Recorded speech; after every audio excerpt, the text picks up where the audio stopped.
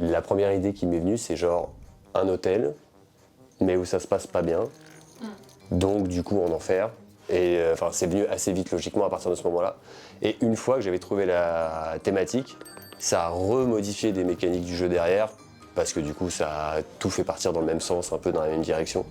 En fait très exactement au début il y avait des clients qui venaient dans l'hôtel, mais ils faisaient des effets sur l'hôtel adverse. Donc c'était un jeu de versus plus classique. Et à partir du moment où je me suis dit c'est un hôtel en enfer, je me suis dit mais si c'est un hôtel en enfer, les clients ils devraient plutôt embêter le gérant de l'hôtel lui-même et pas le mec en face. Et donc du coup là je suis rentré, j'ai changé les mécaniques, je me suis dit non en fait ça va être un jeu de combo mais contre soi-même.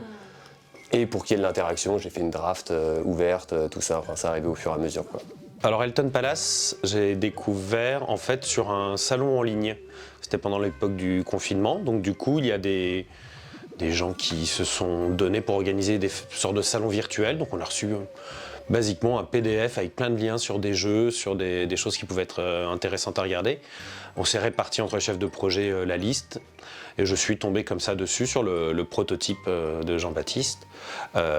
Donc j'ai vu, ça avait l'air bien, j'ai regardé la vidéo, ça avait l'air bien, j'ai demandé un prototype, c'était bien. Donc voilà, c'est comme ça, comme un salon mais en fait juste d'ici. J'ai toujours aimé créer des jeux, mais genre, je sais pas, j'ai toujours créé des jeux de rôle pour mes potes, enfin, on a un groupe qui fonctionne comme ça un peu.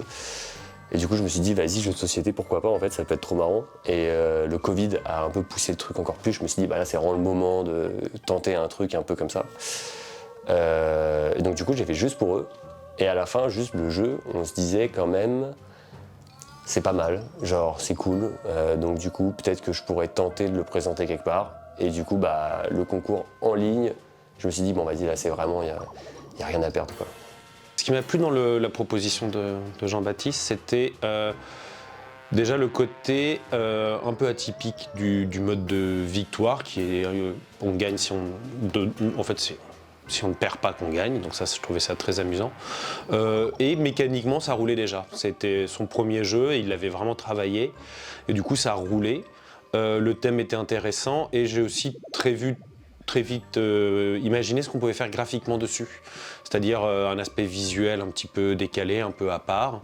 Et comme ça, un peu la marque de fabrique de Yellow tout de même, d'avoir quelque chose qui graphiquement est assez fort à chaque fois. J'ai vu le jeu se construire au fur et à mesure. J'ai vu les illustrations arriver, le travail de Lorenzo qui est genre incroyable quoi. Et je sais pas, moi j'avais mis des vieilles illustrations que j'avais trouvées sur Pinterest où j'avais pas les droits genre temporairement genre au début. Et du coup ça avait une vieille dégaine de jeu fantasy un peu voilà, de mauvais goût. Et du coup voir petit à petit genre ah mais non en fait ça peut être genre fun visuellement, ça peut raconter une histoire. Tous ces clients et tout machin, ça j'ai trouvé que c'était magique quoi. Enfin j'avoue chaque carte client que je recevais j'étais comme un fou quoi. Le jeu au début était présenté basiquement, il avait fait un prototype avec plein d'images de démons classiques, un peu durs etc. J'ai assez vite vu avec l'auteur, on en a discuté, que c'était quand même assez drôle comme jeu, enfin c'est pas un ressort comique, mais le fait de voir son hôtel se faire détruire et puis d'espérer que l'autre perde avant, il y avait un petit ressort un peu amusant. Moi j'étais très content de la direction humoristique du jeu, parce qu'en vrai quand on jouait avec mes potes, on rigolait des situations qu'il y avait, parce que le jeu est tellement infernal et t'es tellement dans des situations horribles tout le temps, tu passes ton temps à aller chercher le maçon, donc du coup le maçon tu finis par t'imaginer, tu dis mais lui il a le pire travail du monde, genre tous les jours on le paye pour qu'il aille réparer les mêmes pylônes, enfin genre c'est l'enfer quoi. Même le petit groupe qui se déplace, tu l'imagines quoi, genre un petit peu. Et donc du coup c'est vrai qu'il y avait une espèce de...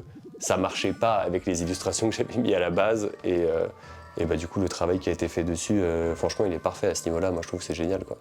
Donc du coup, assez rapidement, je me suis dit que ça pouvait être bien de jouer sur un côté un peu plus drôle que les visuels qu'il avait pris sur son prototype, tout en trouvant un graphisme qui montre que c'est quand même un jeu assez complexe, sérieux, qui amène de la réflexion. Ma première inspiration, juste au tout début, quand je me suis dit « Ah, c'est un jeu où il y a des clients qui viennent et ils sont très difficiles et ils foutent le bordel », c'était plus Chihiro.